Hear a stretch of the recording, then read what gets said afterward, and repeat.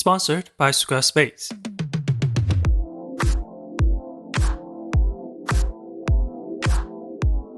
Every time I hear someone say Japan isn't interested in LGBT rights and other leftist agenda, I roll my eyes so hard, my optic nerves snap in half.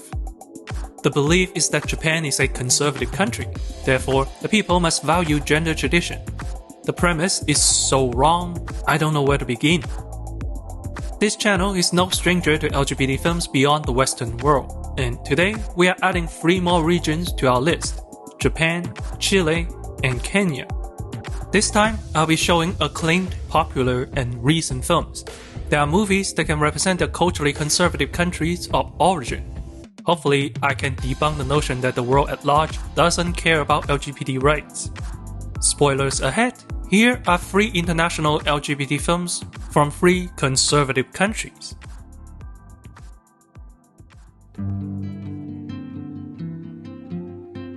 From the director of Shoplifters, we have Monster, a 2023 mystery film from Japan. Told from 3 perspectives, the film centers around the events leading up to the disappearance of a young boy, Minato. The film begins with Minato's mother noticing her son may have been bullied in school.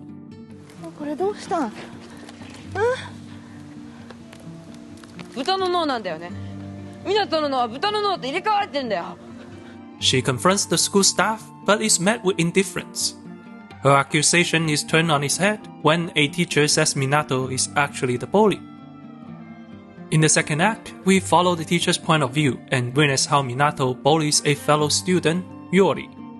Despite his best effort to help, the teacher is forced to resign to protect the school's image. Finally, the film switches to Minato's perspective, and we see that Minato and Yori are, in fact, friends. Yori has been bullied by others for being effeminate, and is abused at home by his homophobic father. Minato is the only one who helped him. Their closeness results in the teacher's false assumption. As the 2 boys grow closer, the feelings grow romantic. This conflicting emotion is why Minato thinks his brain is not normal.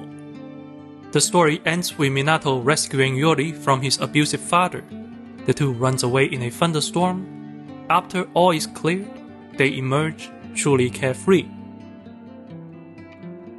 With every change of perspective, the film disproves our prior assumption and exposes our heteronormative bias. In this story, the school staff, the classmate, and Yori's father represent the societal apathy, aggression, and hatred towards those who don't conform. Often faceless, without personality nor motive, they are not villains but obstacles, a set of gears in an uncaring society. Despite both the mother and the teacher have the best intentions, the larger society forces the 2 young boys into hiding. Thus, they run to a place beyond the reach of those who wish to help, because that is the only place they are truly safe. Monster is a film about how Japanese social norm is blind to those who need to be seen and accepted. Romance between men was well documented and well accepted in Japan. For example, during the Muromachi period, samurai would often take their apprentices as their lovers, that is, with the consent of the apprentices. The age and power dynamic is pretty icky by modern moral standards. In a very Japanese way, the relationship is yet another part of the rigid social hierarchy. To this day, this conformist culture continues to be a big obstacle in LGBT relationships. Monster is but one of many films that seeks to explore this topic. Going back to the 60s, Japan has been making queer films discussing transgender discrimination, and today, more LGBT films are made than ever. Unsurprising, since Japanese people overwhelmingly support gay marriage, in stark contrast to the government's position. It always baffles me when people stereotype a country by the policy of the government. It's like, how much does your government represent you? All that's to say, heteronormity is not inherently traditional. To assume that Japan is anti-LGBT because they are conservative is to render a long and complex history into an unchanging straw man. Japan has its problems, yes, but it was the US that made Sailor Moon weird. Fantastic! We're the best cousins in the world. I guess that's the importance of effective international communication. If you don't communicate effectively, dumbasses are going to think you are just as bigoted as they are. That's why you should make a website with Squarespace. It's the best way for people around the world to see you in ways you intended. With their fluid engine, you can easily build a website entirely from scratch. Every detail is down to your personal preference. You are free from the constraint of social media. But if you want to get started quickly, you can also start with a pre-made template, guarantee professional results. And you know the best part? You can say cisgender on your own website. Start your free trial at squarespace.com/accentecinema. Use the code accentecinema for 10% off your first purchase. Whether it's a business, a portfolio, or an event, show it off in the exact way you want with a website that belongs only to you. Visit squarespace.com/accentecinema and start your free trial today.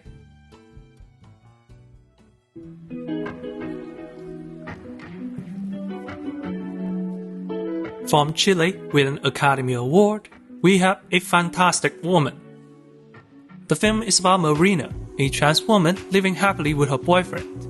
On the night of her birthday, however, her boyfriend died of a sudden aneurysm. Following the tragic event, Marina is interrogated by the police, who thinks she's a sex worker. She also gets harassed by her boyfriend's family, including his ex-wife and their son, who deny her of any material inheritance, nor the chance to attend his funeral.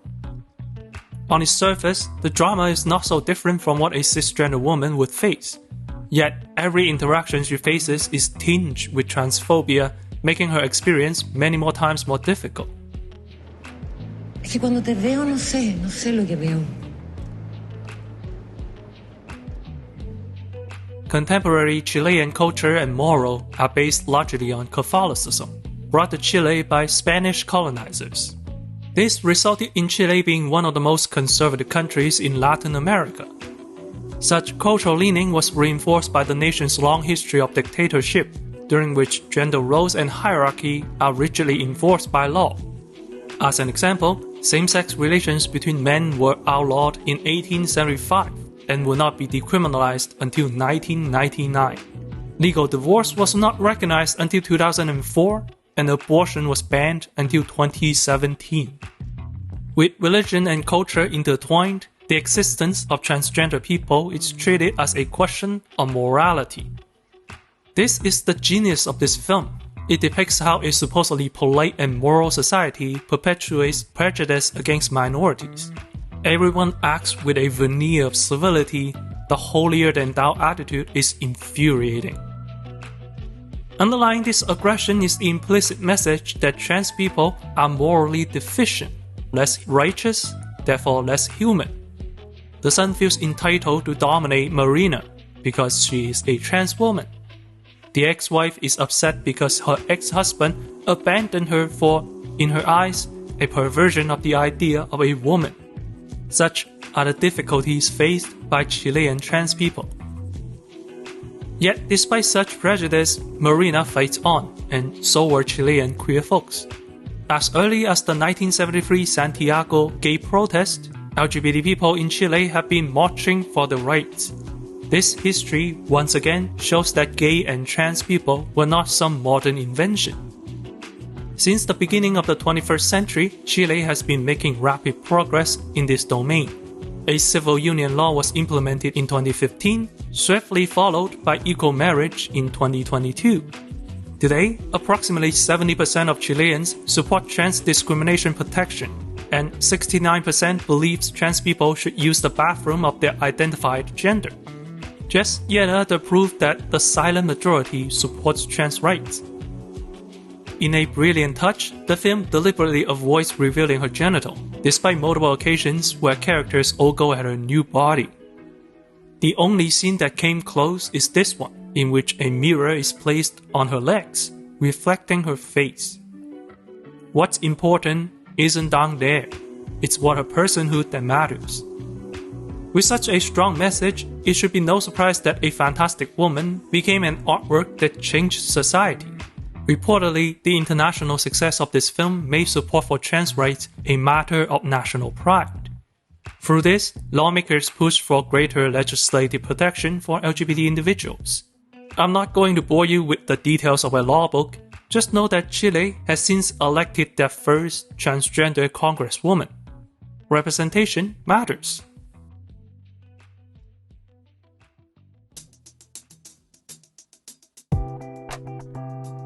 Last but not least, we have Rafiki, a Ken official selection from Kenya.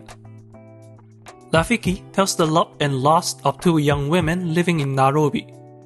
It begins like a standard romance film, but with an impeccable vibe. We meet Kenna, a girl who's always a bit of an outcast, living in a world that doesn't quite welcome her. One day, she meets Ziggy, a woman who seems to stand out from the crowd. Like Kenna, she thinks differently, she acts differently.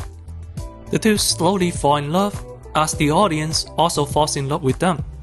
I have never wanted two characters to kiss so much. Yet, the homophobic norm of Kenya does not allow such a relationship. Their romance, innocent as it is, sours the relation with their friends who have the hearts for them, the fathers who are running for local elections, and with their mothers who are deeply religious. Mazaa niumiza nikifikiria Kenya hudu. Unadhani Sagobi ametulia tu akitikiwa naume hapa hivyo kimanga na haga. Much like other films, Rafiki also examines the religion and culture of his country. With 85% of the population following Christianity, the Kenyan social fabric is shaped by it. I swear I'm not here to crap on the West or Christianity, but so much of our recent history is shaped by colonization, it's a hard topic to avoid. Kenya is one of the countries where homosexuality is outright illegal. Same-sex activity are punishable by imprisonment. Public opinions on LGBT people are also very negative, when an estimated 90% of the population oppose same-sex marriage. The Kenyan Penal Code frames homosexuality as a crime against the order of nature, a phrasing inherited from British colonial rule. Kwa sababu amri za Mungu hazibadiliki kama za mwanadamu ama nchi yako. Perhaps unsurprisingly then, the film was banned by the Kenyan Film Classification Board. It's a harsh ban too. Privately watching or possessing the film is illegal. The film's director sued the government, winning a 7-day window for theatrical screening. During this brief period in cinema, it was screened to a sold-out audience. Once again, the contrasting reaction between the government and its people demonstrates the variety of thoughts within a culture. In their packed theaters, the audience watches the two most average yet most lovable people fall in love.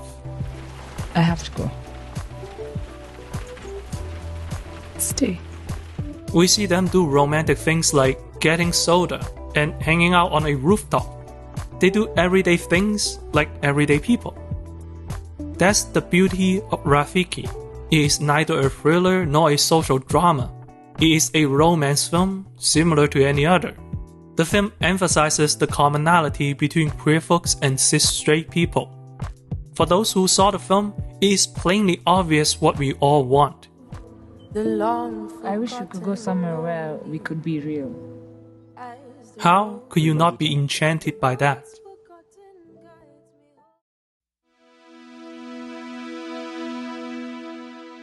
Homophobes and transphobes all seem to believe that they are secretly the silent majority. It is why they assume people in Japan or anywhere else beyond the limited world will align with their value. But as we have seen, such belief is hardly the cultural norm. But you know what is a cultural norm? Our capacity to love and empathize. Despite prejudice and bigotry, the voices of the oppressed remain. We know that. But it is also important to know that queer folks don't fight alone, for there are always people in every corner of the world eager to know, to learn, and to help. Our humanity transcends border and culture. Its brilliance cannot be deterred.